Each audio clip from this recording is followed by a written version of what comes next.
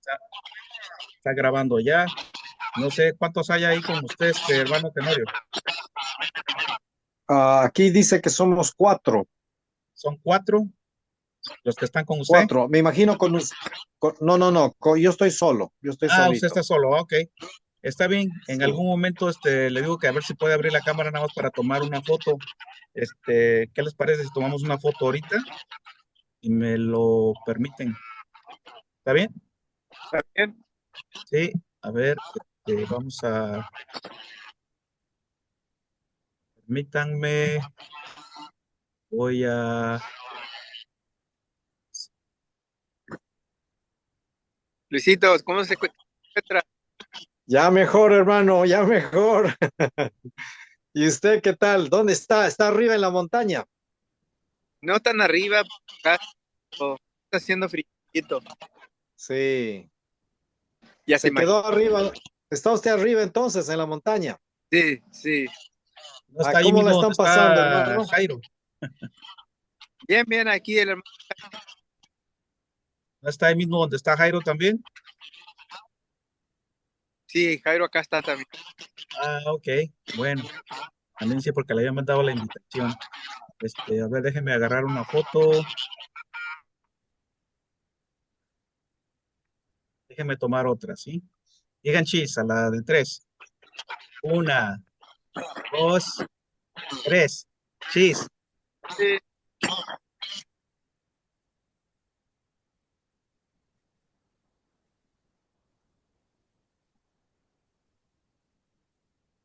Ay, no. Ahora no se quiere salir.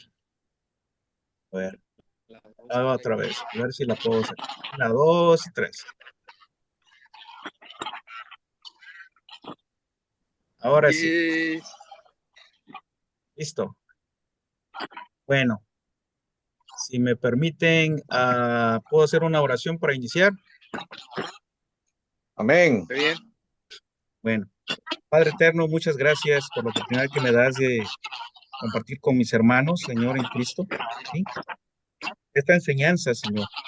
Ruego que tu Espíritu Santo sea con nosotros y que Él ilumine mi mente y que también sea con ellos, Señor, para poder comprender. Gracias en tu nombre, mi Jesús. Amén. Así que Amén. nada más para poder que no vaya a haber eco o algo, si pueden poner sus micrófonos en mudo. Les quería pedir un favor nada más. Yo sé que tal vez algunos no tienen la manera de escribir, ¿verdad? Pero tal vez mañana, si pudieran tomar alguna nota mental o aún inclusive en el celular, ¿verdad? En las notas, de algunos puntos que tal vez a usted se le hagan interesantes o que diga, oh, eso no sabía y tal vez de alguna manera que me pueda hacer una calificación, cómo hice en la presentación, si aprendieron, ¿verdad? Algo, si creen que podía haber compartido algo más para que me pueda servir a mí, ¿verdad? Crecimiento espiritual también, ¿no? Y presentar la palabra de mejor manera. Eh, vamos a iniciar. Quiero compartir con ustedes mi pantalla. Me dicen cuando ustedes puedan ver mi pantalla. A ver. um, Screen, share. Dice si pueden ver ahí la pantalla.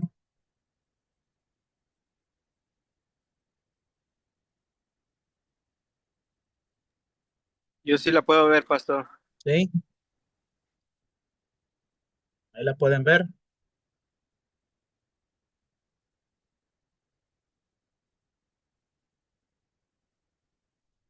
¿Sí? Sí se ve, pastor. ¿Se ve? Ok, bueno, pues vamos Sí, a sí dar se ve, inicio. pastor. Bueno, gracias. Vamos a dar inicio a, ¿verdad? ¿Quieres que te vea? Esta Porque es un breve resumen de un libro de texto que su servidor lleva en la aquí te materia va a de poner como. principios de hermenéutica, así como tiene el título Me de va a la estar presentación. interrumpiendo sin decir algo. Hola, Mari. Hola, Benjamín. Hola, hola. Hola Ya Julio, iniciamos con la oración, bienvenidos. Les ¿sabes invitaba tema? yo que si pueden hacer alguna nota, ¿verdad? De alguna libreta o algo, de algún punto que tengan, y al final si gustan hacer la pregunta. Y mientras, si me permiten, poniendo mudo sus micrófonos para que podamos tener mejor audio. ¿Qué les parece? ¿Sí? Bueno, decía yo que esta es ¿verdad? Resultado de una materia que su servidor está llevando y que está concluyendo.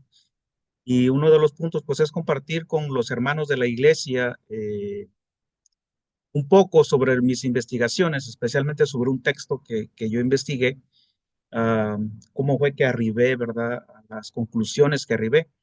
Pero a su servidor pensando, digo, bueno, no les puedo nada más mostrar a lo que arribé. Quisiera poder mostrarles un poquito más que les pueda ayudar a ustedes cómo ustedes pueden hacer hermenéutica, cómo pueden aprender a preparar mejores sermones, mejores devocionales y que sean bíblicos, ¿verdad? Que no estén basados en pensamientos o ideas de los hombres, o como dice el apóstol Pablo, en filosofías de los hombres, sino en un escrito. Así que con esto, ¿verdad? Nuestro primer tema, primera es sobre la hermenéutica. ¿Qué es en verdad la hermenéutica? Miren, la hermenéutica, una palabra bien grandota, yo la subrayé allí de un pasaje que se encuentra en Lucas capítulo 24 y el versículo 27. Si la alcanzan a mirar ahí, la que está subrayada, ¿verdad? Es una palabra griega. Este es griego traducido al español, que quiere decir, allí dice, dianu, dianuneo, algo así, dianuneo. Es una palabra compuesta de dos palabras, ¿verdad? Día y nujuneo. En este caso, diarmeneo. ¿Qué quiere decir eso? En breve quiere decir explicar, interpretar, ¿verdad? Declarar, traducir. Es una palabra griega. Ahora, ¿por qué la importancia de la hermenéutica? Yo creo que ustedes han escuchado más de una vez, ¿no? De las personas que dicen, oye, pero si todos tienen una Biblia, todos creen, o por qué hay tantas iglesias especialmente, por qué algunos dicen una cosa, por qué otros dicen otra. Y en breve es por la manera como interpretan la Biblia las personas, o en este caso, los métodos que tienen para interpretar. En el pasaje que estaba ahí, ¿verdad? De Mateo 24-27, dice Lucas, ¿no? Que nuestro Señor Jesucristo dice, y comenzando desde Moisés y todos los profetas, les interpretaba. Esa palabrita ahí, interpretaba, es germuneo, que es que viene de hermenéutica. De ahí viene la palabra hermenéutica, es interpretación. Dice que Jesús les interpretaba en todas las escrituras lo que decían de él. O sea, aún el mismo Señor Jesús consideró la necesidad de interpretar las escrituras para los apóstoles, porque si ustedes recordarán, ellos no entendían. Cuando Jesús les hablaba, ¿verdad?, de algunas cosas que él padecería, ellos no entendían, no querían oír, no comprendían. Jesús tuvo que explicarles, dice, por todas las escrituras, todo lo que es el Antiguo Testamento, lo que las escrituras decían acerca de él. Y así fue como lograron entender. Ahora, ¿por qué se necesita interpretar la Biblia? Bueno, en primera, y lo más importante es de que, pues, la escritura, en este caso el Antiguo Testamento, el Nuevo Testamento, se escribieron en un tiempo muy distinto, en un ambiente cultural muy diferente al nuestro. Eh, Nosotros estamos hoy 2000 años después allá de Cristo y todavía un poquito más atrás, ¿no? 3000 años, 3500 años antes, cuando el Antiguo Testamento comenzó a escribirse. Entonces, la manera como ellos pensaban, ¿verdad? Era muy distinto y es muy distinto a como nosotros, los occidentales, pensamos. La gente de aquel lado piensa de una manera distinta a la nuestra. Por eso el apóstol Pablo le dice a Timoteo, dice, procura con diligencia presentarte a Dios aprobado como obrero que no tiene de qué avergonzarse, que maneja, que traza bien, dice, con precisión la palabra de verdad. O sea, la importancia de interpretar correctamente. ¿Por qué es importante? Nuevamente, una correcta interpretación. Dice el apóstol Pedro en segunda 3:15-16. Dice, consideren que la paciencia de nuestro Señor es para salvación, como también nuestro amado hermano Pablo les ha escrito, según la sabiduría que le ha sido dada. Él habla de estas cosas en todas sus epístolas, en las cuales hay algunas cosas difíciles de entender, que los indoctos e inconstantes tuercen, como lo hacen también con las otras escrituras para su propia destrucción. Pues, ¿por qué es importante una correcta interpretación? Pues porque a veces interpretamos mal y enseñamos cosas que no están en la Biblia, o que nosotros creemos, ¿no? Nosotros, nuestra filosofía, nuestra lógica. Y una cosa también importante, que todos nosotros nos acercamos a la Biblia con presuposiciones, así se le llama, porque venimos de un trasfondo cultural distinto unos de otros. Algunos tenemos, ¿verdad?, de nuestro país ciertas palabras, cierta cultura. Algunos otros, pues, hemos tenido la oportunidad de ir tal vez al colegio, a la universidad, otros tal vez no. Entonces, tenemos ciertos prejuicios, si lo podemos decir así, o presuposiciones, que es como se le llama, y eso, sin que queramos, llegamos a la Biblia y eso está con nosotros. Entonces, eso nos hace, a veces nos predispone a interpretar la Biblia, nuestra propia filosofía. Pero la Biblia dice otra cosa distinta, ¿no? Entonces, esa es la importancia. Ahora, la hermenéutica y la exégesis son parecidas, son primas hermanas. La hermenéutica es interpretación y la exégesis es explicación o explicar, ¿no? En la Biblia también se encuentran algunos pasajes registrados donde esa palabra está, no exactamente, pero una raíz se encuentra de esa palabra. Ahora, la hermenéutica, como está ahí, dice, es un método que está compuesto de principios, pasos, para poder llegar a una interpretación más cercana a lo que los escritores trataban de comunicar en su tiempo. Eso es la hermenéutica. Se compone de diferentes principios que cuando se conjugan todos y se usan, eso, el usarlo, se llama exégesis. Y exégesis, en otras palabras, decía uno de los profesores de hace años, decía, es permitir que el texto nos hable a nosotros en base a lo que hemos estudiado, de que ya vamos a mirar ahorita, permitir que el texto nos diga qué es lo que el escritor estaba pensando, qué es lo que el escritor quería o intentaba decir, ¿verdad? ¿Qué cosa fue lo que los recipientes entendieron cuando recibieron el texto? ¿Qué cosa fue lo que creyeron, ¿verdad?, cuando escucharon el texto? Eh, ¿Cómo era la cultura de su tiempo? ¿Por qué la Biblia registra algunas cosas? Por darles un ejemplo, ¿no? En la historia de la mujer samaritana, ¿no? Donde dice que cuando los discípulos llegaron, dice que se asombraron de que Jesús estuviera hablando con la mujer. Y a veces pasamos por alto, bueno, ¿y por qué se asombraron? Bueno, porque en ese tiempo la mujer era muy relegada y no se le tomaba en cuenta. Sin importar si fuera samaritana, judía, la mujer era relegada. Entonces, el apóstol registra, ¿no? Que se sorprendieron. ¿Por qué? Porque eso estaba en la mente de ellos, que la mujer, ¿qué tenía que ver allí? Para que tengan una idea, ¿no? Todo esto, la exégesis, nos ayuda a encontrar por qué los apóstoles escribieron ciertas palabras de cierta manera. Ahora, los dos intentan llegar a lo mismo, al mismo resultado, que es la correcta interpretación del texto bíblico. Y lo más importante es cómo se aplica aquello, ¿verdad? Lo que significó para ellos a nuestros días, hoy.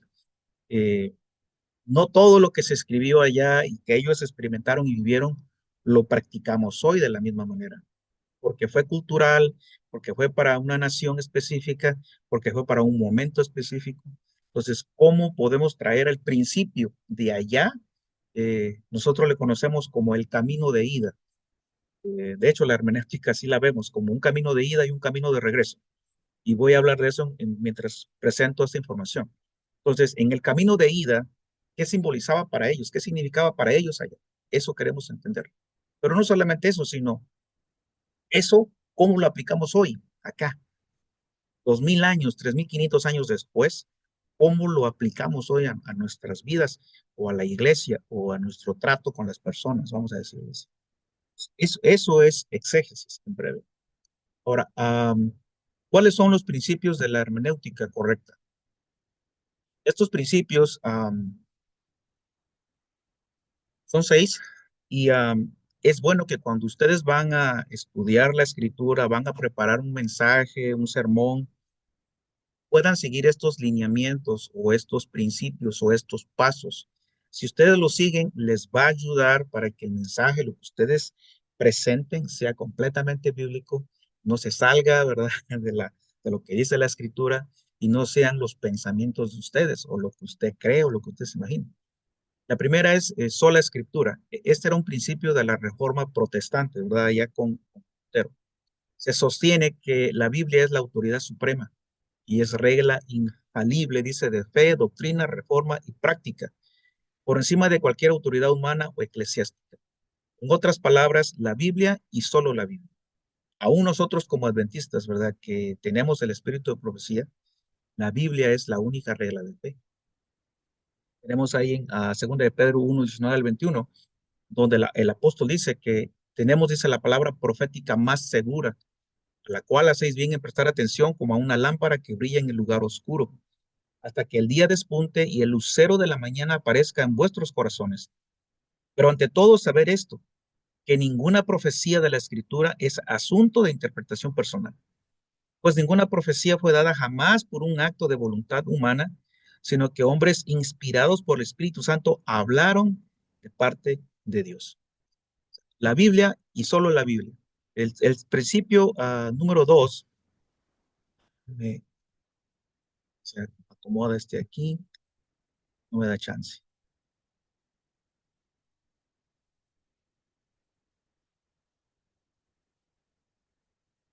Ahí está. El segundo principio es que la Biblia es su propio intérprete. Eh, Esto es súper importante. No es lo que yo creo, lo que otros creen, es lo que la misma Biblia interpreta. Dependiendo, ¿verdad?, del género literario que estemos leyendo, la misma Biblia se interpreta a sí misma en otros pasajes. O sea, una porción de la escritura esclarece otra porción de la escritura. El Antiguo Testamento trae luz al Nuevo y el Nuevo trae luz al Antiguo. Y los dos se necesitan. Allí, por ejemplo, en Lucas, el mismo pasaje que leímos al principio, ahora con los versículos 44 y 45, dice otra vez, y comenzando por Moisés y continuando con todos los profetas, les explicó lo referente a él en todas las escrituras. Y les dijo, esto es lo que yo os decía cuando todavía estaba con vosotros, que era necesario que se cumpliera todo lo que sobre mí está escrito en la ley de Moisés, en los profetas y en los salmos. En otra oportunidad, ¿verdad? Estos tres que él menciona es en verdad todo el Antiguo Testamento.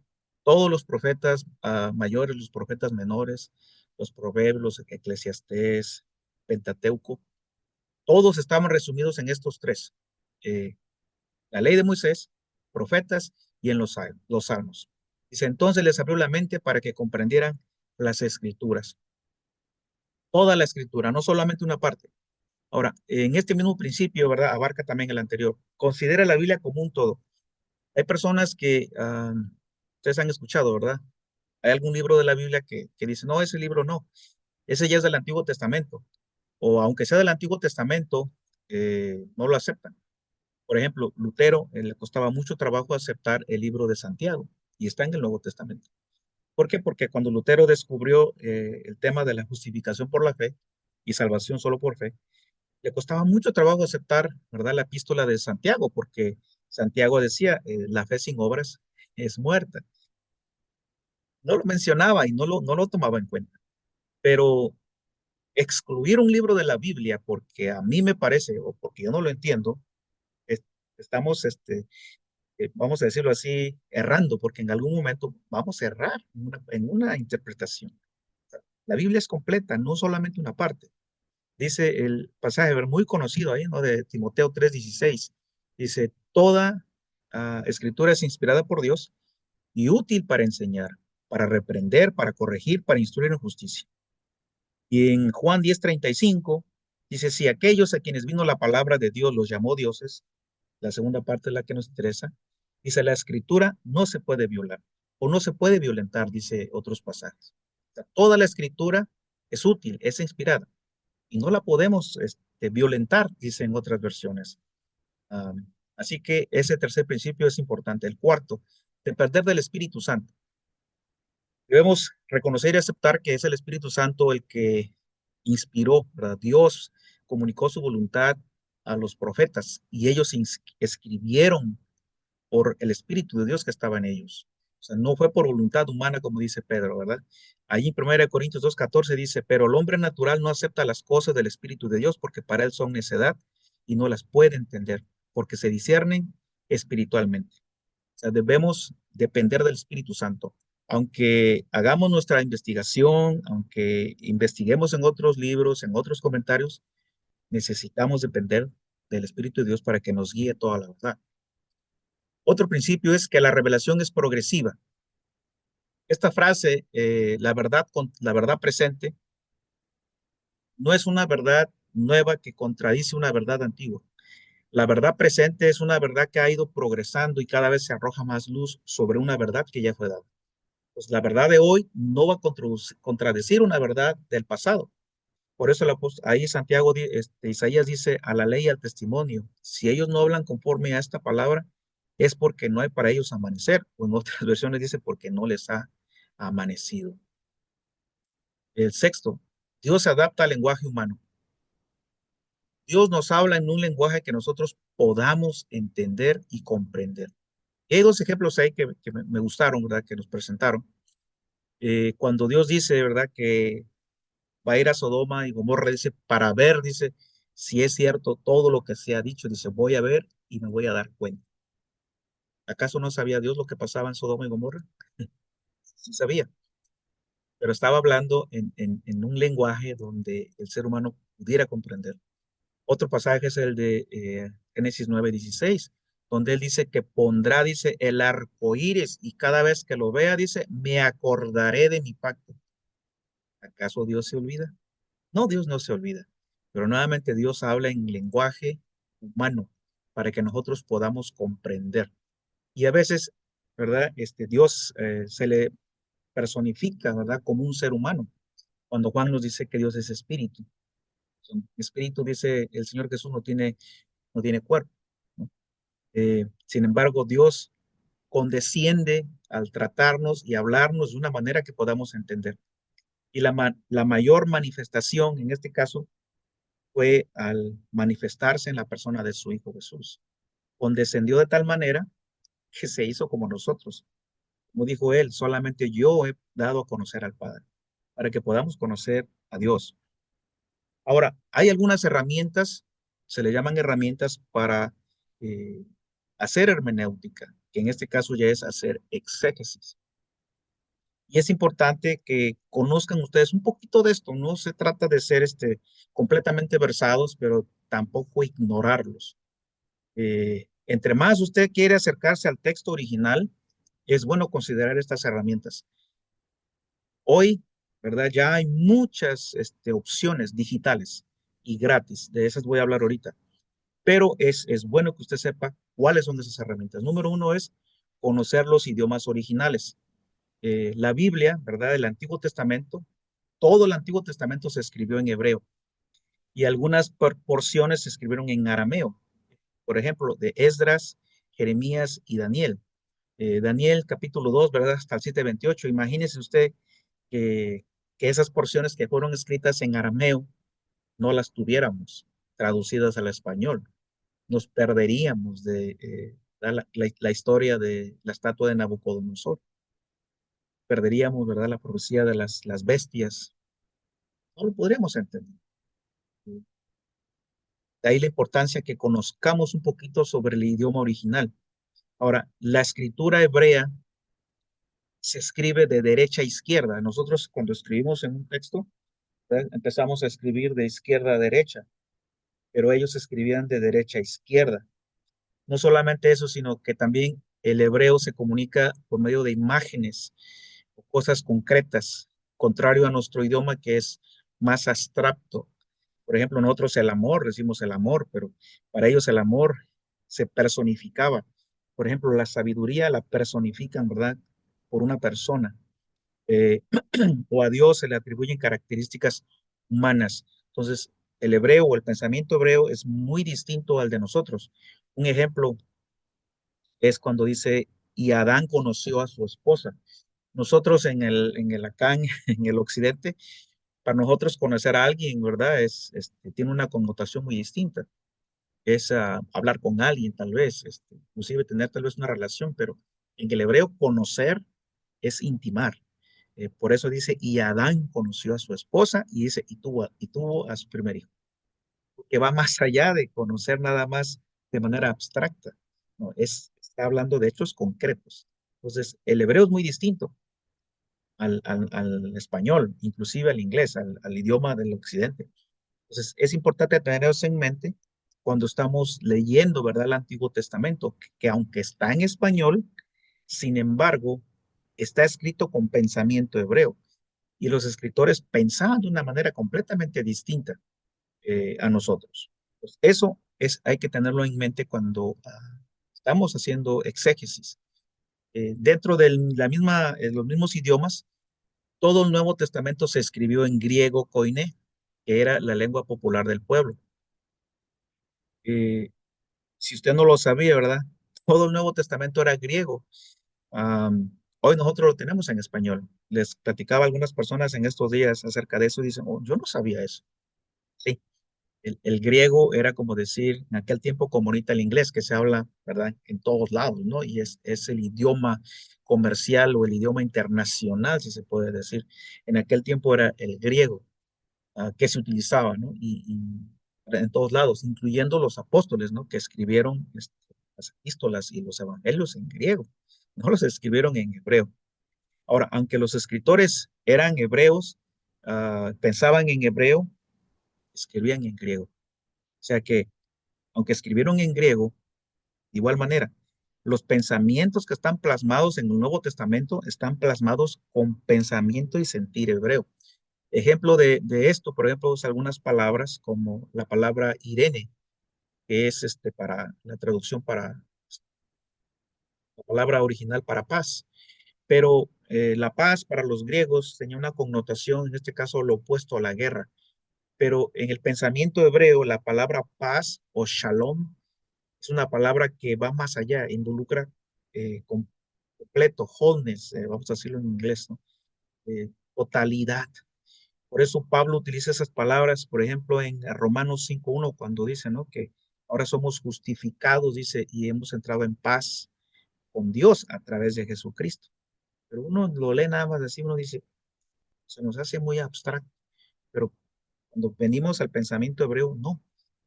La paz significaba algo más que lo contrario a la guerra. Era plenitud, esa es la palabra. Era plenitud total.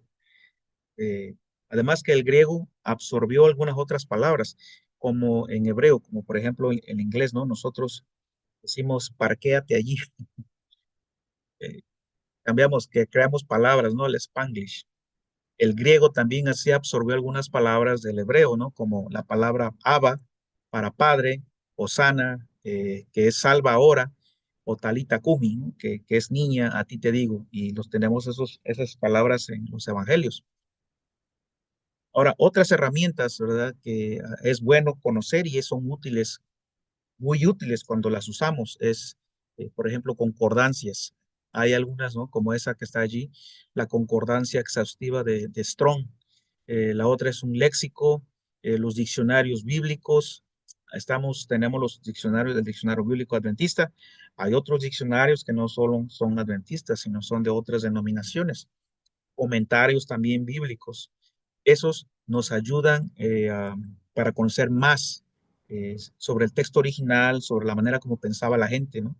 Anteriormente. Diferentes versiones de la Biblia. Algunas personas no tienen más que una o dos Biblias, pero ya ahorita con las plataformas digitales, usted entra, por ejemplo, a YouVersion y están allí muchas versiones de Biblias en español, en inglés, y están accesibles. Sin embargo, no todas las Biblias son leales al texto. Hay tres tipos de Biblias y esto es bueno para usted que quiere conocer más.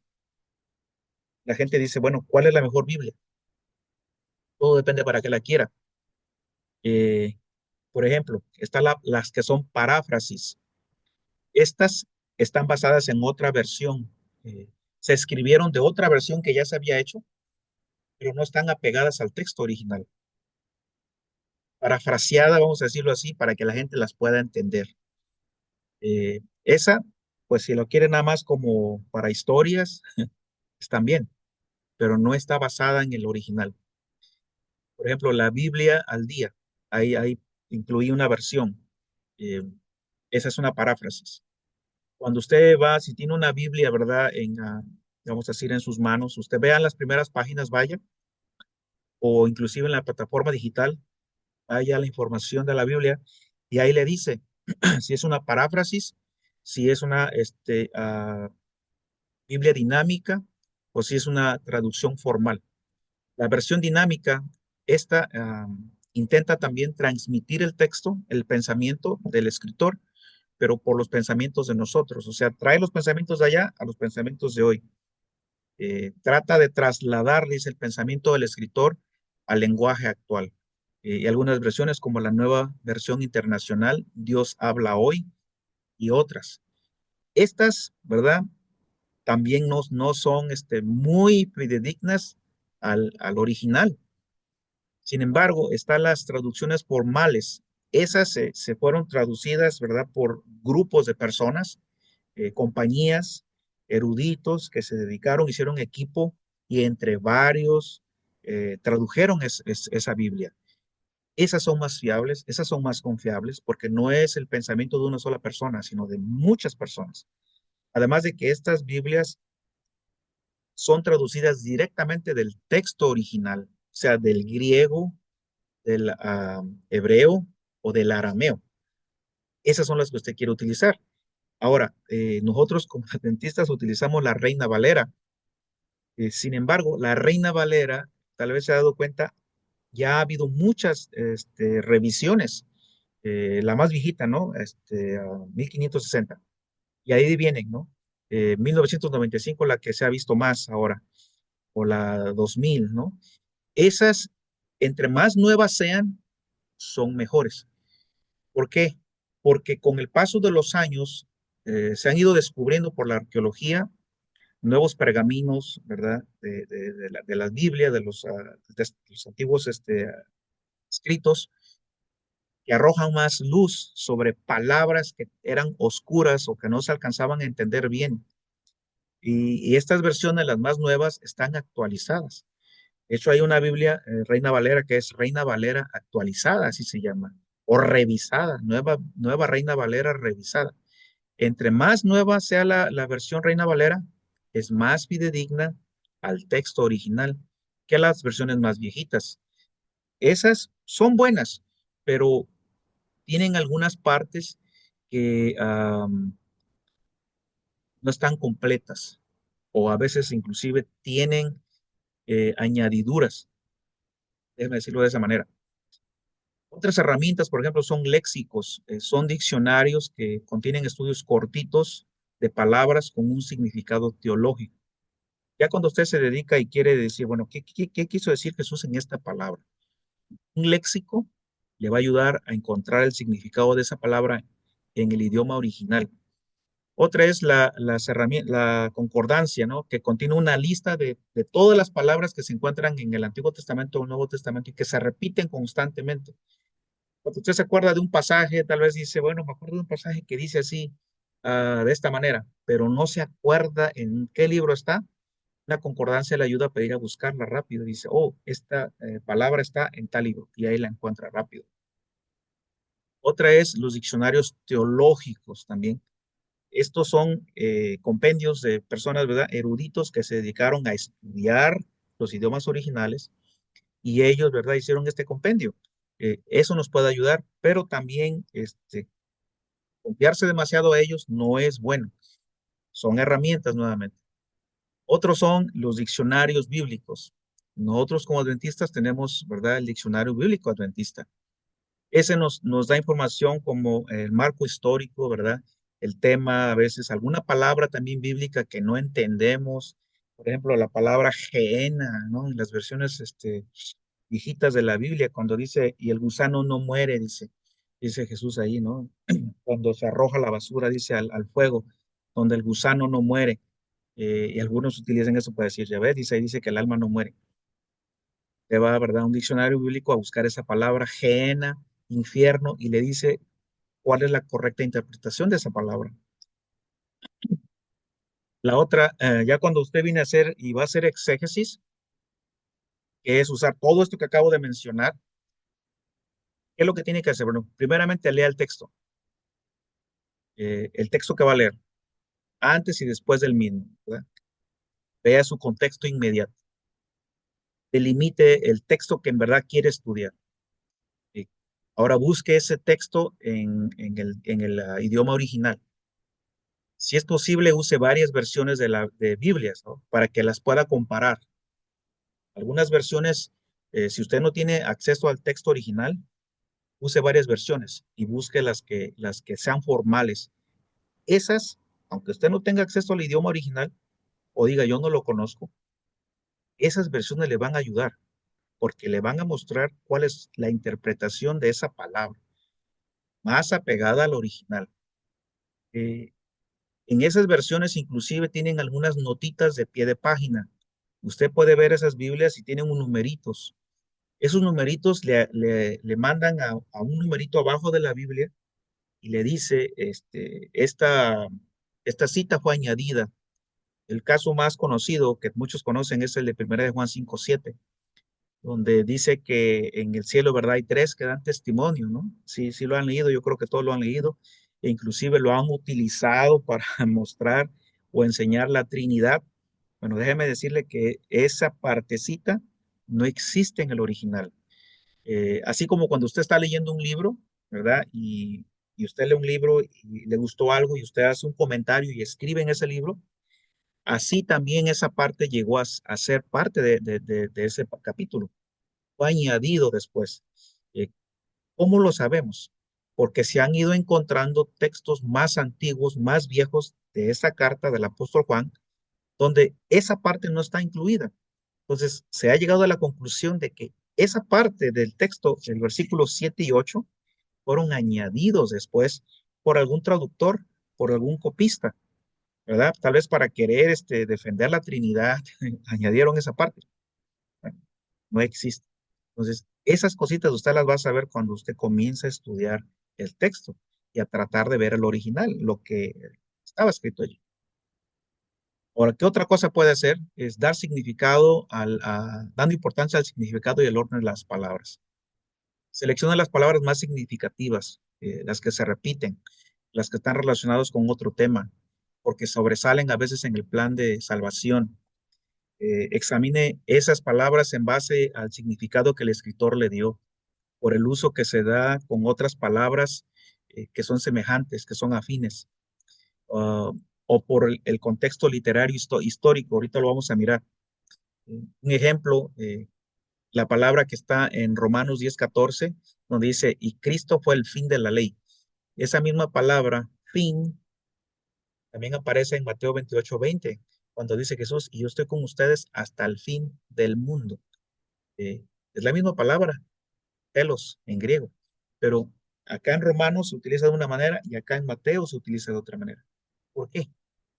Pues eso, cuando se pone a investigar, lo va a encontrar y le va a ayudar a usted a poder entender, por esta razón utilizaron esta palabra. Esto quiere decir esta palabra. Esto ayuda mucho. Ahora, cuando usted ya estará revisando su texto, es bueno hacer, por ejemplo, esta comparación, esta tablita, que nos ayuda. Por ejemplo, la parábola del tesoro escondido.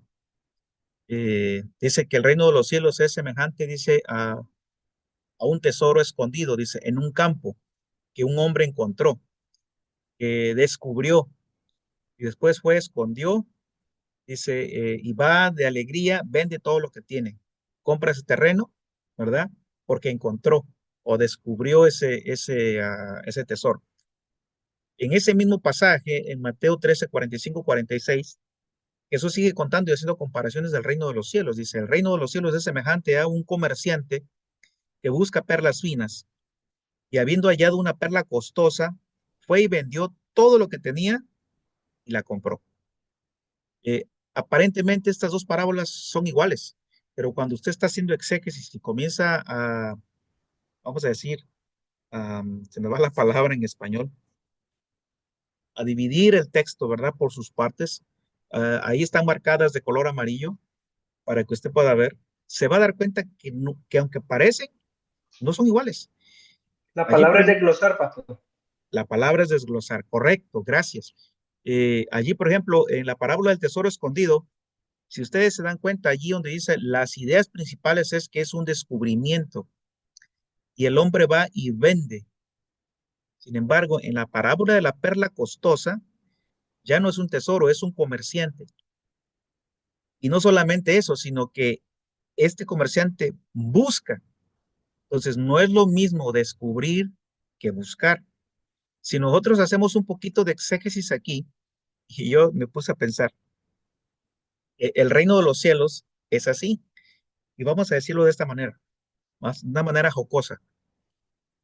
Hay personas que se pasan la vida buscando el propósito de sus vidas y llegan a la edad ya adulta y ya van declinando y no han encontrado el propósito de sus vidas. Se la pasan buscando, buscando, buscando, pero no lo han encontrado hasta que por fin lo encuentran.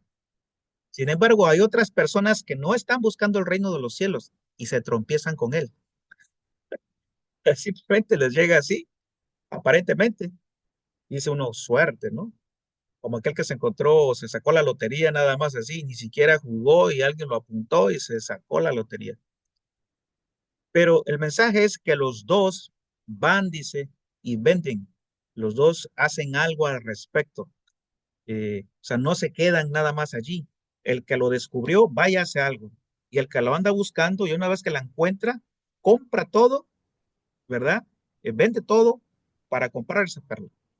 Este es un ejemplo de lo que es hacer exégesis de un pasaje, nada más, una historia, para poder ver los sujetos, los verbos, el complemento, las ideas principales que hay en ese texto. Eso le ayuda al investigador, al exegeta, al que está preparando un sermón, a ver qué es lo que esa parábola está enseñando, o esa narración que está contando el escritor, ¿verdad? O ese salmo. No vamos a entrar ahorita ahí, ¿verdad? En las comparaciones en los salmos, que es poesía, pero ese diagrama ayuda. Ahora, tomar en cuenta el contexto. El contexto inmediato es antes de ese pasaje y después de ese pasaje. ¿De qué está hablando el escritor? Tome también en cuenta el contexto no inmediato, pero el no inmediato, como viene siendo el mismo libro, pero en otros capítulos, o también el mismo autor, pero en otros libros, que está hablando del mismo tópico. O tal vez el mismo testamento, o sea, el Nuevo Testamento, si lo que usted está leyendo es el Nuevo Testamento, busque en otro libro del Nuevo Testamento, que sea con otro autor, pero que hable sobre el mismo punto. Y el último es en el otro testamento. ¿Qué otros pasajes hay en otros libros del otro testamento que hablen del mismo punto? Eso es hacer exégesis. Como dijo Isaías, un poquito aquí, un poquito acá, un poquito allá, un poquito por acá. Así es como se hace exégesis, buscando en esta parte, comparando los textos. La otra es hacer un diagrama. Este también es muy útil. Por ejemplo, Juan capítulo 18, versículo 40. Esta historia, si usted la ve en su Biblia, usted se va a dar cuenta que abarca de varios capítulos antes del versículo 40, varios versículos. Y tiene que ver cuando Jesús está delante de Pilato. Allí en el inciso A se encuentra Pilato y los judíos. Y la primera respuesta de los judíos respecto a Cristo es de que Jesús es un criminal.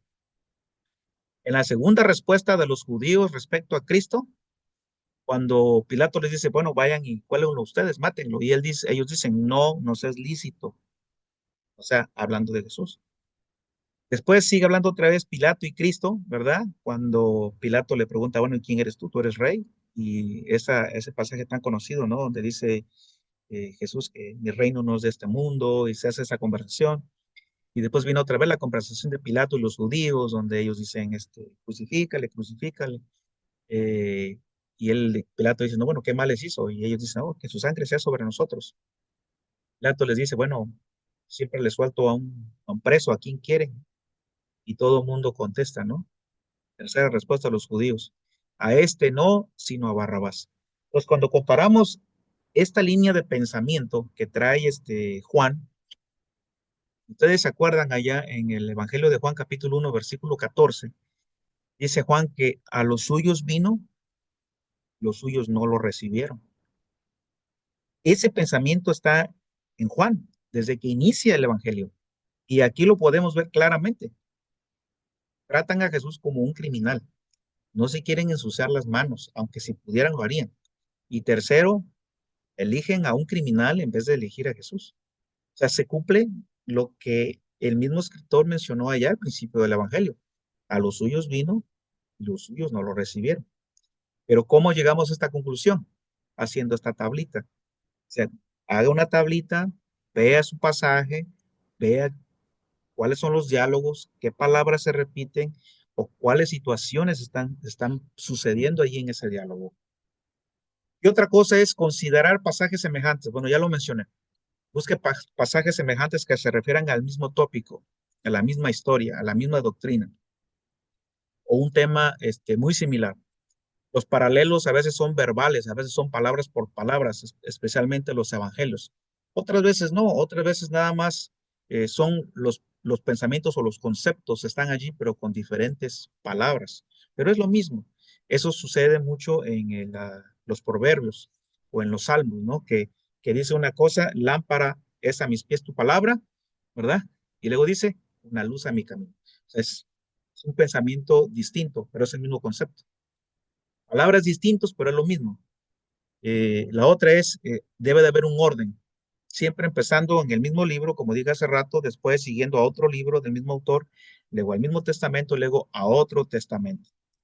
Y también darnos cuenta que, por ejemplo, cuando hablamos eh, de un tema en particular que a veces tal vez no podemos encontrar eh, exactamente lo mismo, el caso es como para nosotros cuando hablamos de el santuario o del juicio final que encontramos en Daniel.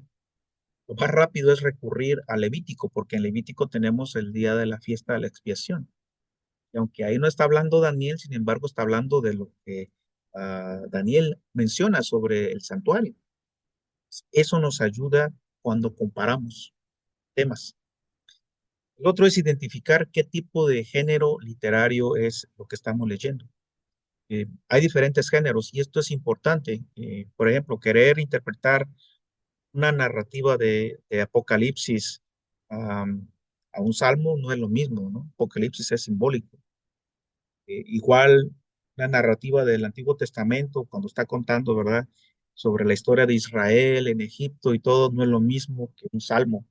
Entonces, es importante que usted aprenda a identificar qué es lo que usted está leyendo. ¿Es historia? ¿Que está hablando de leyes? ¿Es un salmo? ¿Es un proverbio? ¿Es una profecía? ¿Qué es? ¿Es un evangelio? ¿Verdad? Los cuatro evangelios, parábolas, es una epístola, una carta, o es revelación. Eso es importante identificar cuando se está leyendo, para que sepa, ¿no? Oh, esto se trata de esta manera. Y lo importante es de que el género literario de un pasaje y su interpretación van de la mano, no van separados. Cuando ya está usted haciendo esto, ¿verdad? El análisis, ¿verdad? O la exégesis. El análisis histórico del pasaje que usted está leyendo es bien importante y le voy a decir por qué. Porque esta parte a usted le va a dar el contexto de lo que estaba pasando cuando el escritor escribió lo que escribió y cómo lo escribió. Eh, Esto ayuda. Ustedes van a notar, por ejemplo, algunas narraciones, el libro por ejemplo, Los Reyes, ¿no? Cuando está hablando a veces de la sequía, ¿no? Y menciona cómo está el campo, cómo están los animales. Eso nos ayuda a darnos una idea de lo que estaba pasando. Entonces, los datos geográficos, si es montañoso, si es desértico, si hay ríos, si hay mar, qué animales hay, qué flores hay. Esa información a veces ayuda a la comprensión de un texto. ¿Por qué el escritor escribió de esa manera? El contexto histórico importante también, las circunstancias políticas. Usted lee el libro de los reyes, las crónicas, Esdras, y se parecen mucho. Y dice usted, casi hablan de lo mismo. Bueno, porque sucedieron tal vez en el mismo tiempo. Hay profetas que escribieron casi en los mismos años, son contemporáneos. Y cuando usted está leyendo esos libros, es bueno saber cuándo se escribieron, en qué año, qué estaba sucediendo en el país de Israel o en las naciones vecinas, ¿no? Eso le ayuda a usted a darle un contexto de lo que está pasando. O por ejemplo, ahorita en el país, ¿no? Aquí lo que se está viviendo en Estados Unidos ahorita, ¿no? La administración que estamos teniendo, eh, es algo que todo el mundo sabe, ¿no? De aquí a 10 años, cuando la gente hable y diga, oh, sí, durante este tiempo pasó esto, esto. ¿Cuándo? Oh, sí, cuando estaba tal presidente. Con eso va a ser suficiente porque la gente va a decir, ah, sí, durante ese tiempo pasó eso. Porque da un contexto, ¿verdad? Eh, la cultura, ¿verdad? La religión que imperaba, la sociedad, cómo estaba la sociedad en su momento, como el que les compartí, ¿no? De cómo se le trataba a la mujer en su momento, en aquel tiempo, ¿no? Eso nos ayuda a entender por qué el escritor incluyó ciertas palabras en su narrativa, o por qué dijo lo que dijo, como lo dijo. No solamente lo que dijo, sino cómo lo dijo. A veces ustedes van a notar que algunas narrativas van cargadas como de ironía. Un pasaje en el libro de Job, ¿no? Cuando Dios se manifiesta y le habla a Job y le dice, ¿quién es el que oscurece? Dice la sabiduría. Dice, bueno, ahora yo te voy a hablar y quiero que tú escuches. Dice, ¿dónde estabas tú? Dice, cuando creí esto, cuando pasó lo esto, pasó lo otro. Y luego le dice Dios, dice, me imagino que que tú eres muy viejo ya, dice, y ya has de saberlo. Te oye, chistoso, está hablando con ironía. ¿Por qué está hablando con ironía? La ironía intenta dar un mensaje. Eso es importante, poder identificar, ¿verdad? Lo que dijo y cómo lo dijo. La otra es las circunstancias especiales que estaban sucediendo en la vida del autor. Por ejemplo, algunas epístolas de Pablo fueron escritas durante su encarcelamiento. Y usted puede notar, ¿no? Como por ejemplo ahí en la carta a Timoteo, él dice, manda a pedir que le manden el capote, dice, la capa, mándamela con fulano. Y uno dice, ¿por qué? Bueno, pues está recluido, está en la cárcel. Pues todo eso nos ayuda a entender por qué escribió lo que escribió. Era lo que intentaba comunicar al recipiente. Por ejemplo, la carta a Filemón, ¿no? ¿Quién era Filemón? Um, ¿Ah? Y le manda, y se recibe a fulano, dice, y tómalo como, ah, recíbelo como un hermano en Cristo. Dice, lo que él te debe, yo te lo pagaré.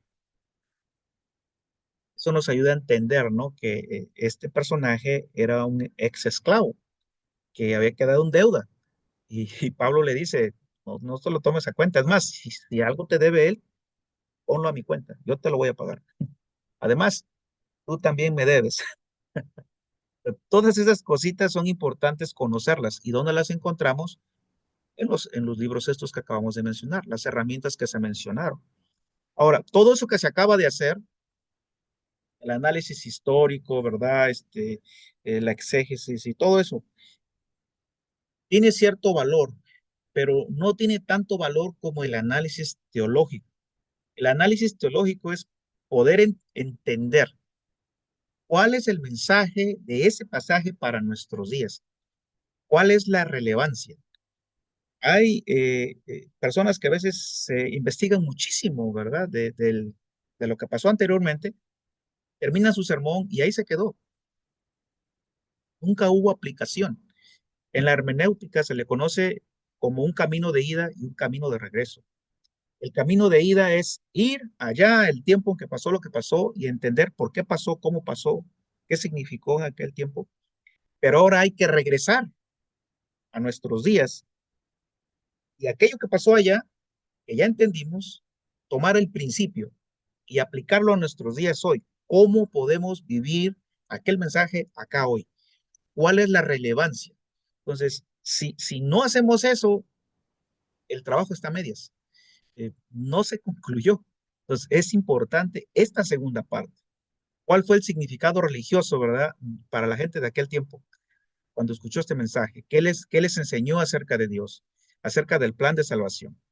El Nuevo Testamento, ustedes notarán que continuamente retoma los temas del Antiguo Testamento y utiliza palabras como siervo, redención, heredad, simiente, y eso nos da ciertas pautas. Eh, Hacernos preguntas como si encontramos alguna referencia a algún evento del Antiguo Testamento, como puede ser el Éxodo, si hay frases en lo que estamos estudiando donde Dios, donde el escritor repite algunas palabras del Antiguo Testamento. ¿Cuál es el principio doctrinal que está allí? ¿Qué es lo que quiso enseñar el escritor? ¿No? Y debe de encontrarse en toda la Biblia. Ahora, cuando ya hemos hecho todo esto, que hemos investigado, ¿verdad? Que hemos ido a diccionarios, que hemos ido a concordancias, que hemos visitado plataformas de los idiomas originales, cuando ya hicimos todo ese trabajo, nosotros nos encomendamos primeramente a Dios, ¿verdad? Para hacer esta investigación. Cuando llegamos o arribamos a nuestra comprensión y decimos, esto es lo que yo creo que pasó, allí es el momento que entonces se sugiere ir al comentario bíblico. El comentario bíblico es un compendio de eruditos, ¿verdad? Que escribieron sobre ese tema que usted está investigando. Lo más fácil para algunos es ir directamente a ese compendio y decir, oh, esto pasó. Pero usted no hizo su parte, usted no hizo su trabajo de investigar, usted no hizo su trabajo de ir y ver qué es lo que el escritor está tratando de decir, de ir a investigar esas palabras por usted mismo. Es como decir, comer Gerber, ¿no? Ya la comida está masticada. A que si usted investiga, toma el diccionario, toma las plataformas digitales, trata de entender lo que el escritor dijo, todo el marco histórico, ¿verdad? Leerlo, entenderlo y decir, esto fue lo que pasó. Si usted hace eso, usted va a sentir gran satisfacción porque va a decir, cuando usted va al comentario bíblico y se da cuenta que es casi lo mismo, o usted no estaba muy lejos, dice, no estoy tan lejos. Se da cuenta que el Espíritu de Dios que inspiró a aquellos hombres, también ahora usted le reveló. Y esa es una satisfacción muy bonita. Se los digo porque su servidor lo ha experimentado. Después de que he investigado, he hecho mi parte y voy al comentario bíblico o voy a ver lo que otro escritor está diciendo sobre ese tema, me doy cuenta que digo, wow, es casi lo mismo. Es una satisfacción que uno no tiene, de que uno pudo entender, ¿verdad?, lo que el escritor está tratando de decir. En esta área, el análisis teológico, la tarea es determinar, como decía, el significado más profundo del texto. ¿Cuál es el principio inmerso en el texto? ¿Cómo lo vamos a aplicar a nuestros días? Y lo otro es, ¿cómo se aplica a mí este pasaje? Ya cuando usted terminó, hizo el camino de ida, ahora, ¿verdad? El camino de vuelta. Eh, Aplicar aquel significado, ese principio a la iglesia de hoy. ¿Cómo lo vamos a enseñar? ¿Cómo lo vamos a presentar? Esto es importante. Un ejemplo es en 1 Corintios 11, el 1 al 17, cuando Pablo habla del uso del velo.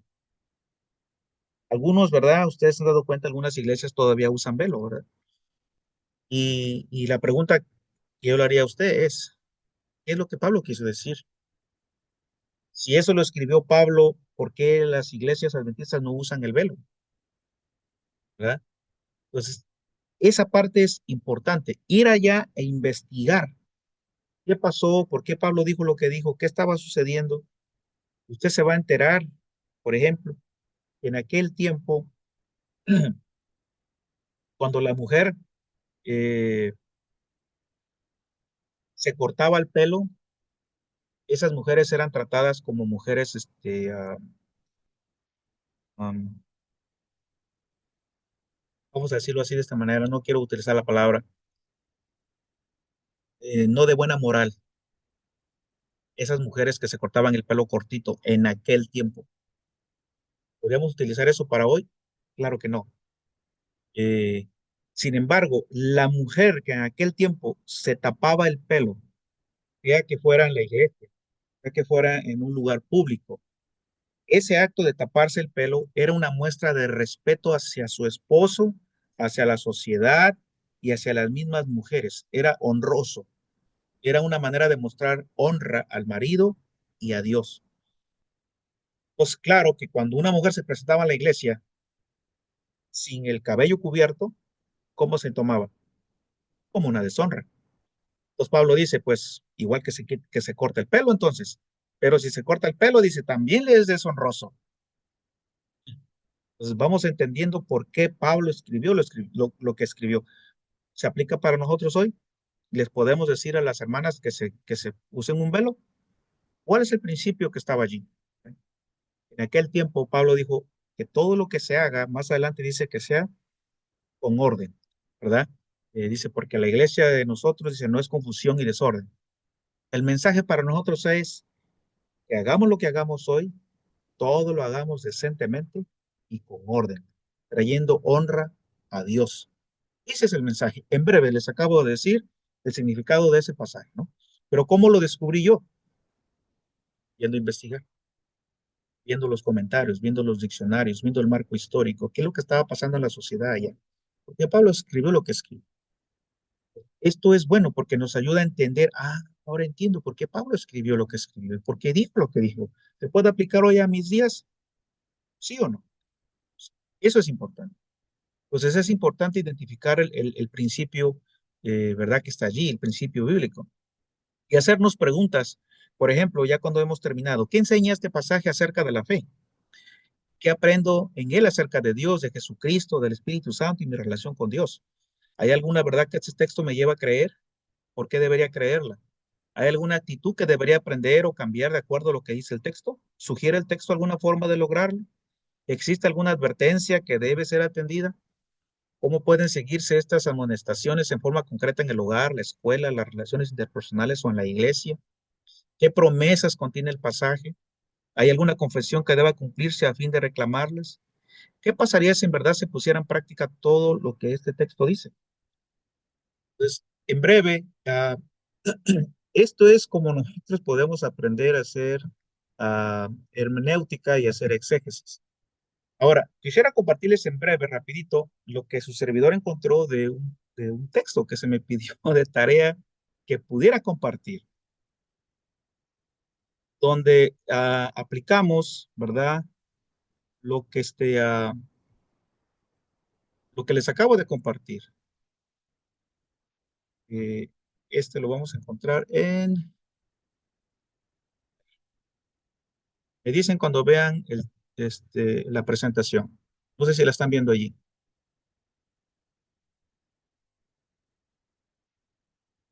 ¿Sí la están viendo?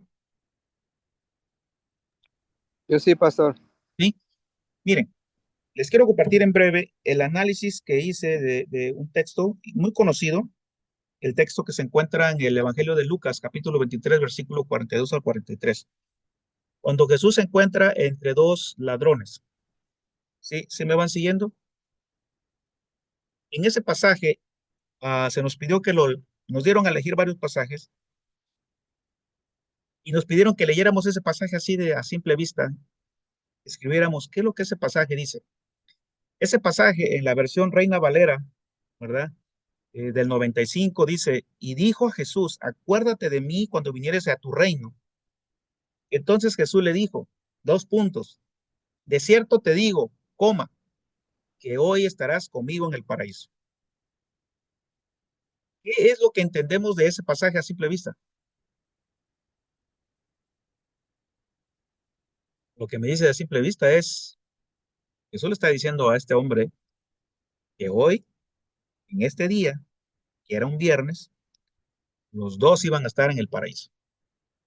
Ahora, ¿qué le encontramos para nosotros como adventistas que contradice nuestras doctrinas?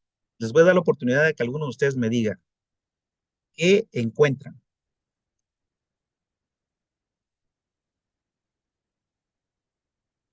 ¿Alguien?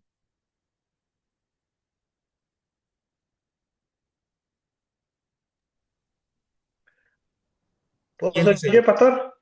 Sí, ¿quién dice yo? Amén. Yo, Clipton. A ver, Clifton. Pastor, a simple vista el texto pues nos dice que la coma tiene un gran valor en la frase que Jesús dice. Porque si estudiamos toda la palabra nos damos cuenta de que en ese día Jesucristo no se fue al cielo, ni siquiera. Sino, ¿verdad? Que sabemos que estuvo 3 días y luego resucitó. Y luego aún de la resurrección estuvo muchos más días en la tierra y luego ascendió al cielo. Así que si no tomamos en cuenta los puntos y las comas, vamos a estar en graves problemas. Así es. Sabe que a simple vista, cualquier persona que lee este texto diría, y le dice a usted, y ya les han dicho, mira, aquí dice que Jesús le prometió al ladrón que ese día se iban a ir al cielo. ¿Ves? ¿No? Y nos encontramos con personas así y a veces no sabemos qué contestar. Y decimos, oye, pero esto no fue lo que me enseñaron. No fue lo que me enseñó Julio. ¿Cómo contestamos? Entonces, lo primero que tenemos que hacer es, ¿verdad? Lo que así vimos ahorita rapidito es identificar el género. Este texto, ¿verdad? Está dentro del Evangelio de Lucas. Entonces, es narrado, no es salmo, no es proverbios, no es símbolo, no es revelación, es un evangelio. Es la narración, es la historia de la vida pública de Jesús. Pues debemos de tratarla de esa manera. La otra cosa es, ¿cuál es el contexto inmediato? Jesús está muriendo entre dos ladrones. Sea, no son personas buenas, son personas que habían sido malas, ¿no? Y la gente está burlándose de Jesús. Y Jesús le promete al ladrón que ese mismo día los dos estarán en el paraíso. Ahora fíjese, analizando este texto de manera lingüística, o sea, su idioma, hay dos palabras que yo consideré importantes. La primera es acuérdate y la otra es ah, hoy, ¿verdad? Entonces, allí me fui a ver a la plataforma de Logos, eh, que de hecho ustedes la pueden accesar, se la voy a compartir aquí, a ver si la pueden ver, me dicen si la pueden ver, esa si la alcanzan a ver. Esta, Amén. esta plataforma, ¿verdad? Es gratis, Logos. Usted puede ver allí las palabras en griego, las palabras en español. Por ejemplo, aquí está, si yo me voy al pasaje, ¿verdad? Que estamos leyendo en cuestión. Ahí está el pasaje y están las palabras en griego y aquí tiene la palabra, ¿verdad? Por ejemplo, esta. ¿Qué es lo que quiere decir esa palabra? ¿Cuál es la definición de esa palabra? Yo quiero saber su definición. Entonces, me fui a mirar esas palabras, ¿verdad? A, a buscar su definición. ¿Qué es lo que Jesús estaba diciendo? ¿Qué es lo que significaban esas palabras? Entonces, yo pude encontrar que esas palabras no tienen nada en verdad. No tienen algo que diga diferente de lo que está escrito allí en griego. Sin embargo, ya cuando me pongo a investigar, ¿verdad? Más, me doy cuenta de que en el original, en el griego antiguo, no existían puntuaciones. Tal vez las tengo por aquí. ah, Se las voy a mostrar, a ver. Griego, a ver si la puedo encontrar aquí. Vamos a poner griego del Nuevo Testamento.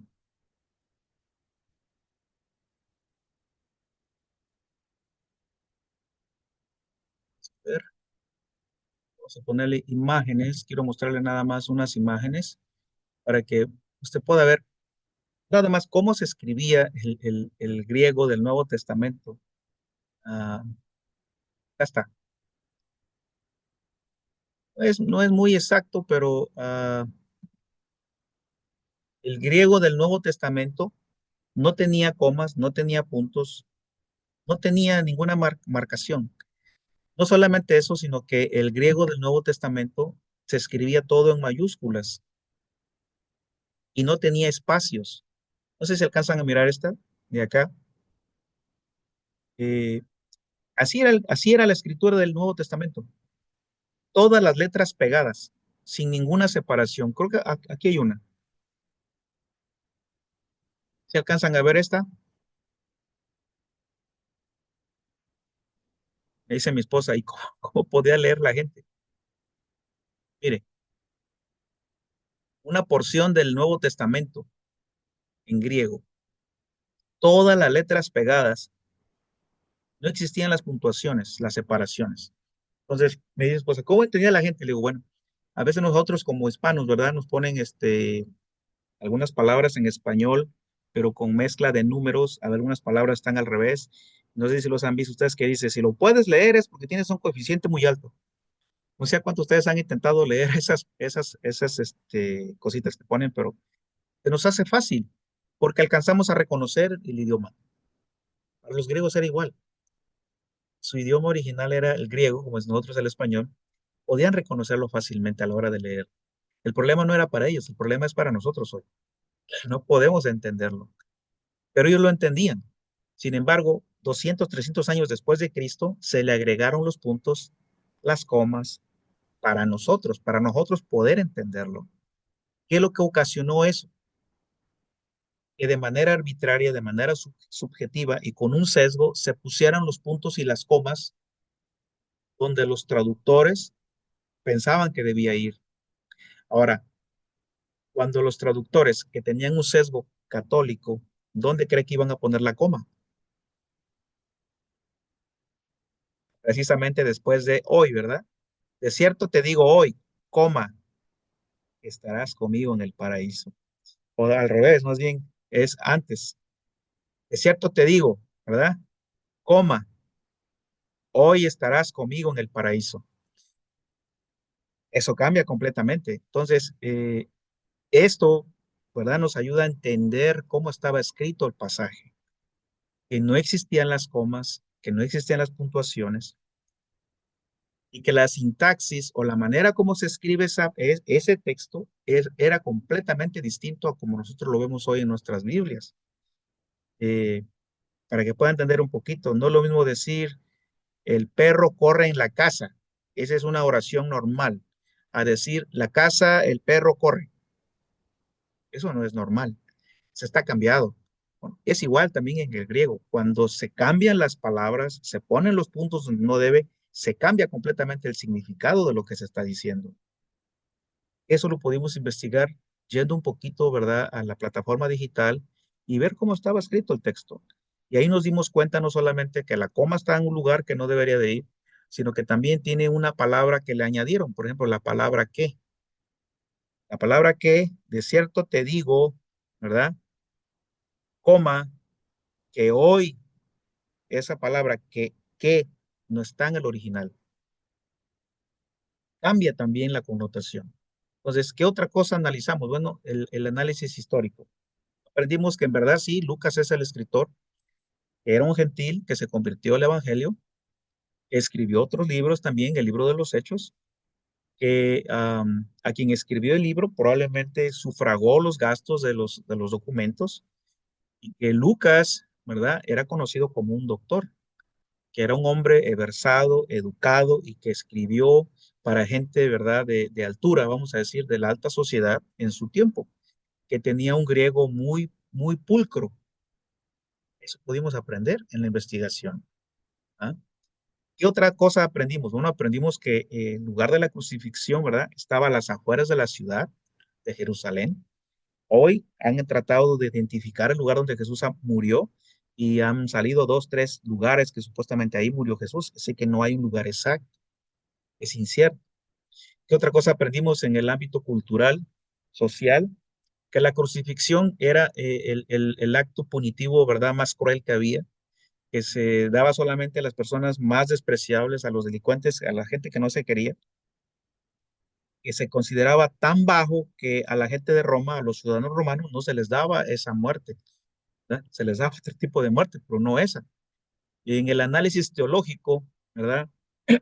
Aquí fue donde agregamos lo de la palabra, la que, ¿verdad? La coma, lo mismo que acaba de decir el hermano, yendo al Evangelio de Juan, capítulo 20, versículo 17, donde dice que Jesús no subió al cielo el día de su muerte, sino 3 días después.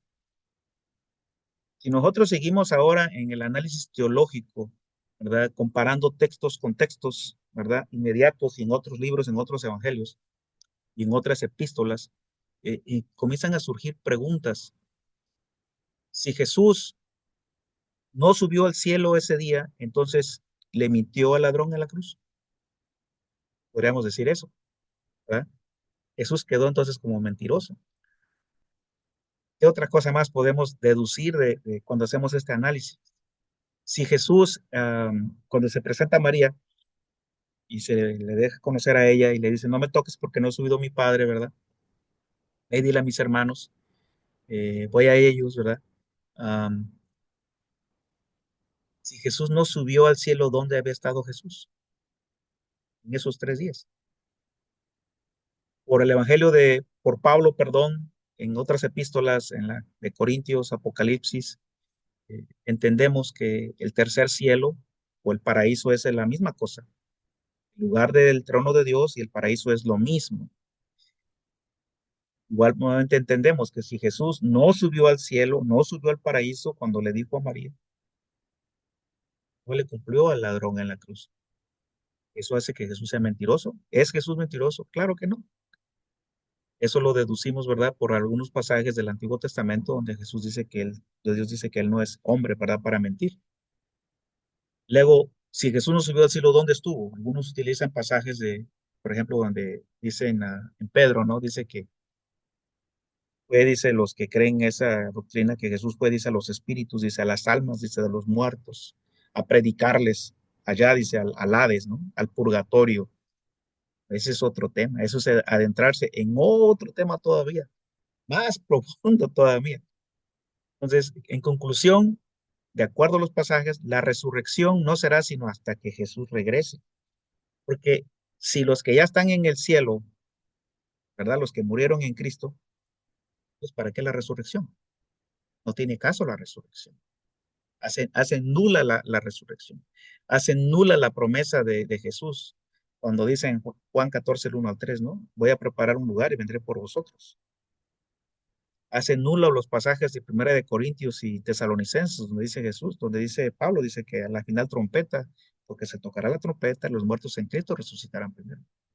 Entonces, si los muertos ya están en el cielo, de nada sirve todo eso. Entonces, de esta manera podemos ver de manera teológica las comparaciones entre un texto y el otro, que hacen nula, ¿verdad? La afirmación de que Jesús y el ladrón subieron al cielo ese mismo día. Pues, toda la escritura, tanto Antiguo como Nuevo Testamento, enseñan el estado inconsciente de las personas. Están durmiendo el sueño de la muerte, esperando hasta el día de la segunda venida del Señor para levantarse con un cuerpo glorioso. Mientras que el sol se pone para los vivos, dice Job, los muertos no tienen más actividad, dice Eclesiastés, ni no sabrán ni sus hijos, si sus hijos son alabados o perjudicados, y al lugar del sepulcro a donde van no podrá alabar a Dios, dice Isaías. No habrá más memoria de él, dice Salmos. Todos los que han muerto en Cristo esperan aquel día glorioso en que despertarán con un cuerpo de gloria igual que al del Maestro, dice Filipenses, dice Pablo. Las traducciones, miren, tomé el tiempo de ver 9 traducciones y de la Biblia, versiones, y todas, casi todas, tienen la coma. Por ejemplo, la Reina Valera antigua, una de las más viejitas, miren, de cierto te digo, coma, que hoy estarás conmigo en el paraíso. La palabra versión hispanoamericana, te aseguro que hoy estarás conmigo en el paraíso. No tiene coma, pero tiene la palabra que. Dios habla hoy, te aseguro que hoy, igual. Biblia del Jubileo, esta es una Biblia formal y sin embargo tiene la coma. ¿Por qué? Porque la Biblia del Jubileo, igual que la Biblia de Jerusalén, tienen un sesgo católico.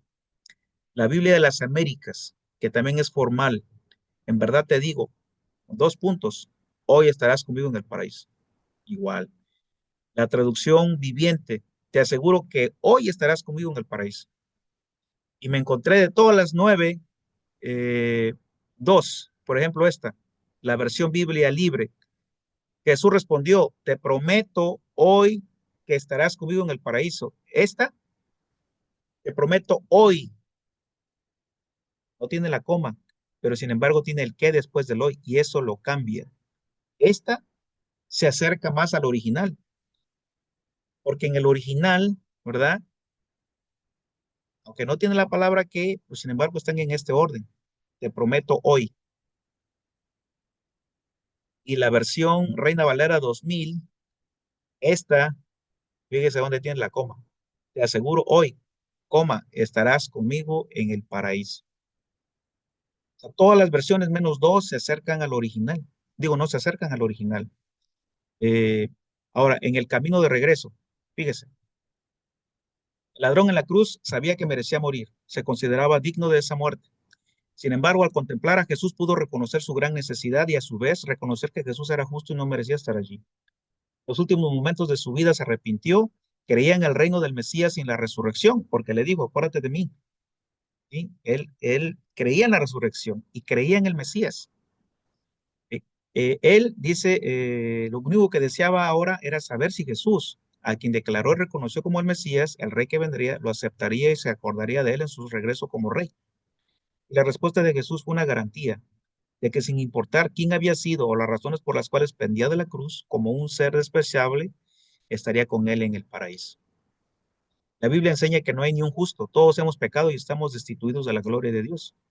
Y a semejanza del ladrón que pendía de la cruz por sus fechorías, sus pecados, así todos merecemos morir por nuestros pecados. Romanos 6:23. Y tal vez habrá alguien, ¿verdad?, que se sienta que ha ido muy lejos por sus acciones o su vida pasada. Se considere digno de perecer por sus pecados. Pero si esa persona, si ese alguien se siente así, esa es una tristeza que ha sido obrada por el Espíritu Santo. Y al contemplar a Jesús en la cruz puede tal vez exclamar, movido por el Espíritu Santo, como lo hizo el ladrón, acuérdate de mí, Jesús, cuando vengas en tu reino. La respuesta de Jesús a estas personas es la misma que le dio al ladrón y le garantizó, de cierto te digo, hoy conmigo estarás en el paraíso. Esa es la versión más exacta.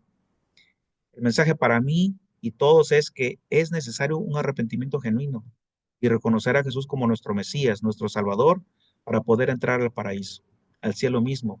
Y cuando Él regrese en gloria y majestad, nos dará el reino eterno a su lado, en las mansiones que fue a preparar. En breve, esta es la interpretación o el análisis teológico de un texto que ha sido mal interpretado por muchas personas. Y una lista de todo lo que hicimos, ¿verdad? Eh, en este pasaje, en ese texto, la exégesis que se hizo para poder llegar a la interpretación correcta. Ahora les pregunto, ¿qué les pareció?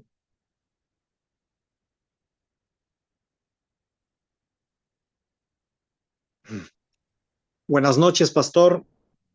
Ganas. Eh, realmente, realmente es todo este procedimiento que hemos aprendido, escuchado hoy día, involucra una verdadera dedicación, un análisis que va a llevar a muchos, a, a mucha experiencia.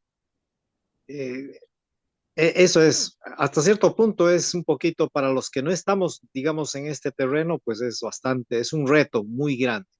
Y eso sería así en corto mi opinión, pastor. Bueno, por algún lugar se empieza, ¿verdad? ¿Qué piensa usted, hermano Clinton? Correcto, correcto. Pastor, sí, bueno, primeramente quiero felicitarlo. Usted no parece estudiante, parece un maestro ya.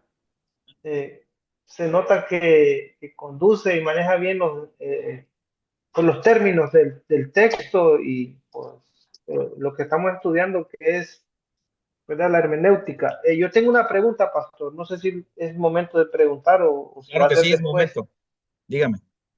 Bueno, pastor, cuando usted no mencionó un término, por decir así, que es la etimología de las palabras. No lo Así es. mencionó, pero no significa que no lo haya explicado. Yo quisiera preguntarle que nos hable un poquito de la raíz etimológica de las palabras.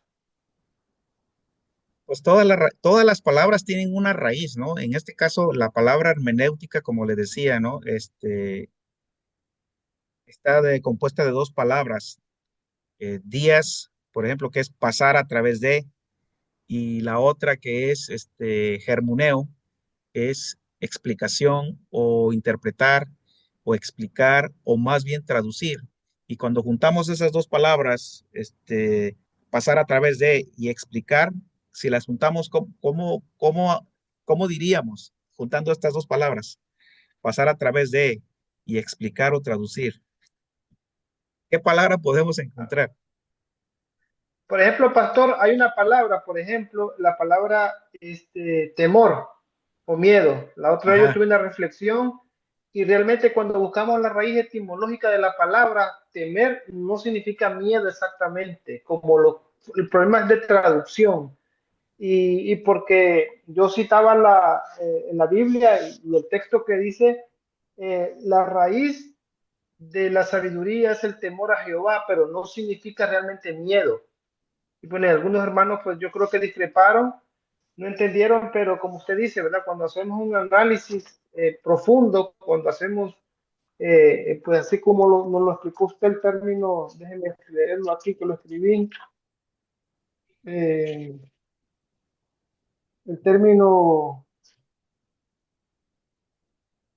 que es parte de la hermenéutica, exégesis. Cuando hacemos exégesis, nos damos cuenta, ¿verdad?, de que a veces la connotación de una palabra es totalmente diferente, aunque nosotros la relacionemos, ya sea por donde nacimos, ya sea por el idioma que manejamos, pero nos damos cuenta, ¿verdad?, de que no es lo mismo cuando hacemos la exégesis. usted acaba de mencionar algo, ¿no? En la etimología, ¿no? Cuando buscamos la raíz de las palabras, en el caso de el temor de Jehová, ¿no? No he buscado la raíz de esa palabra, pero le puedo decir que las palabras en hebreo, poder ayudarnos a entender lo que significaba, nos lo presentan a través de acciones. Eh, y en el caso del temor de Jehová, yo hice un estudio hace tiempo. ¿Qué es el temor de Jehová?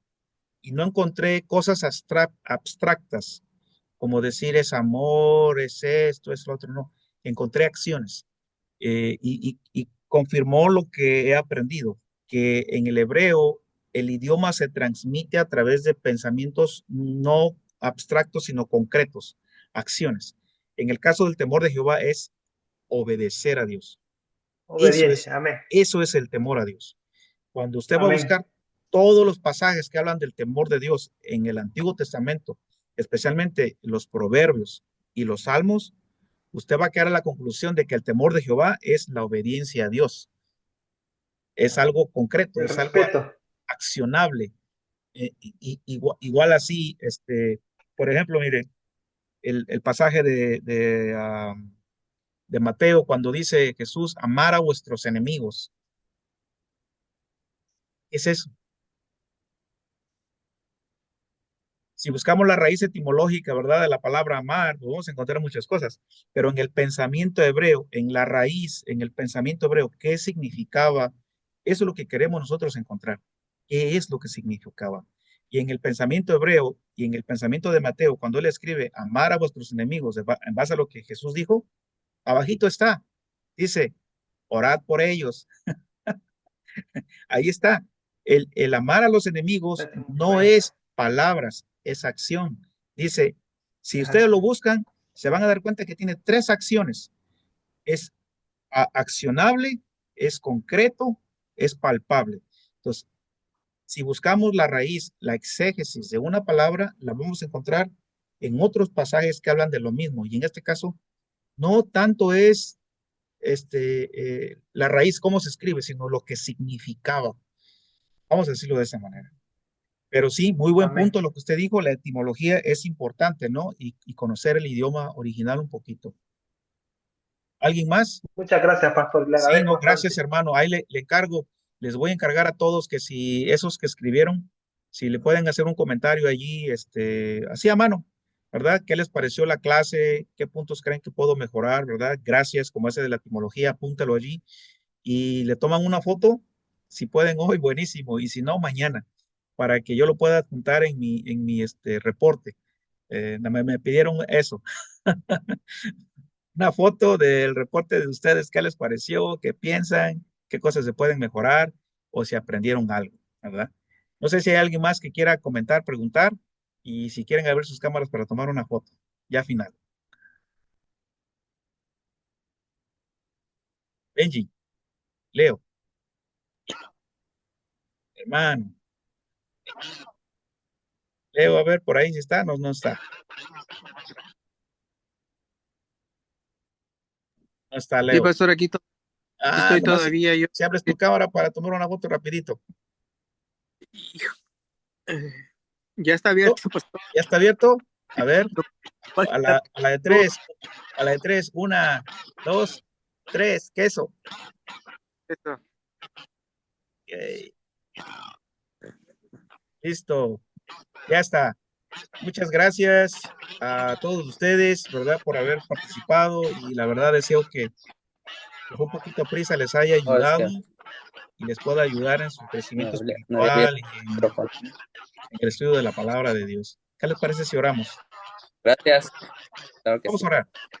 Padre, muchas gracias por la oportunidad que me diste de compartir estas enseñanzas con mis hermanos. Señor, te ruego que seas con ellos, que los bendigas en sus vidas personales, sus hogares y en el ministerio que has puesto en sus manos. Gracias, Padre, en el nombre de tu Hijo Jesús te agradezco. Amén. Amén. Amén. Muchas Amén. Muchas gracias. gracias, Amén, pastor. pastor. Está Gracias. grabado y luego lo compartimos para alguien más. Ahí les encargo si después mañana me pueden mandar una copia de su escrito. ¿Sí? Luego, pastor. Amén. Órale. Muchas gracias, hermanos. Que Dios les bendiga. Igualmente. Amén. Adiós, buenas Bendiciones. noches. Buenas Buenas noches. noches.